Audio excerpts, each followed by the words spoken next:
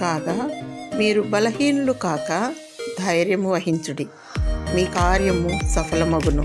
2 దినవృత్తాంతములు 15వ అధ్యాయము 7వ వచనము. ధైర్యము ప్రభువైన యేసుక్రీస్తు వారి వలన కలుగును. నీ భక్తి, నీ విశ్వాసము, నీ యథార్థత నీకు ధైర్యము పుట్టించును. ధైర్యవంతులు దేవునికి అత్యంత ప్రియులు. రోషము గలవారు త్యాగశీలులు.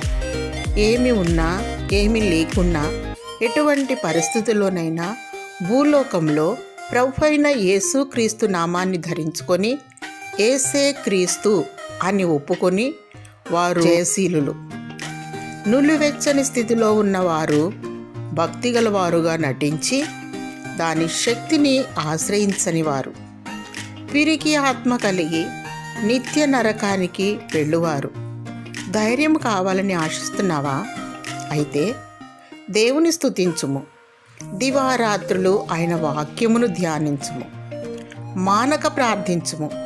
ప్రభువైన యేసుక్రీస్తు పాదముల చెంత ఉత్తమమైన దానిని ఎన్నుకొని ఆయన సన్నిధిని అనుభవించుము. కనురెప్పపాటున ఎత్తబడదవు, నీ కార్యము సఫలమగును.